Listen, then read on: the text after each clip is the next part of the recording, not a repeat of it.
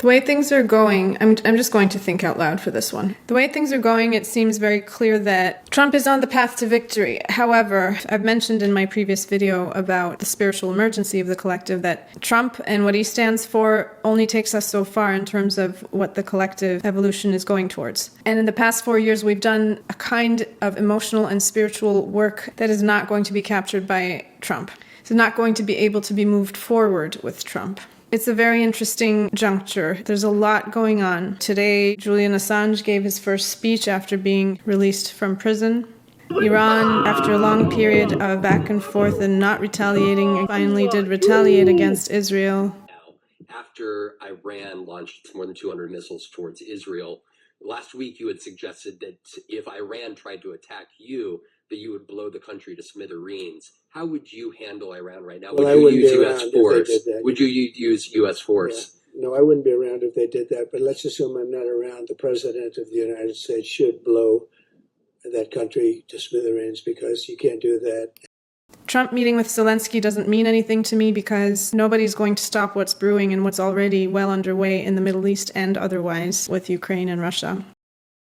So a mass awakening is inevitable. It's going to happen. The question of who the leader is going to be and what exactly we're going to be able to push into the mainstream, how far are we going to be able to go in these next 4 years? There's a very important astrological transit, Saturn conjunct Neptune, that's happening in February of 2026. And to me, that is the harbinger of some form of new spirituality beginning to form in the sense of self of the Western world. So it's during the next presidential term. It is imaginable that Trump will evolve along with the energies and also be the leader of that time period. It is imaginable, and that's why I've never ruled it out. I've been making videos about neither Harris nor Trump being president, but the fine print always was, or it'll most likely be Trump. The most difficult possibility to imagine was Kamala Harris being president. In my heart of hearts, it's still the same story. I do not actually believe that Trump will be able to be the representative of where the energies are going. I don't think that's what's happening.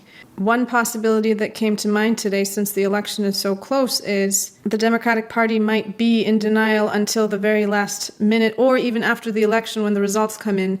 If Trump wins, then they might actually, in some shape or form, go into a panic and have to step up, be confronted with the reality, and will have to scramble to find a solution, whether with dark intentions or good intentions. But we started off on the wrong foot, and we're still continuing with the Democratic Party, and I don't think it's going to work. Tonight is the Vance and Walz debate. Exciting times, as I usually say.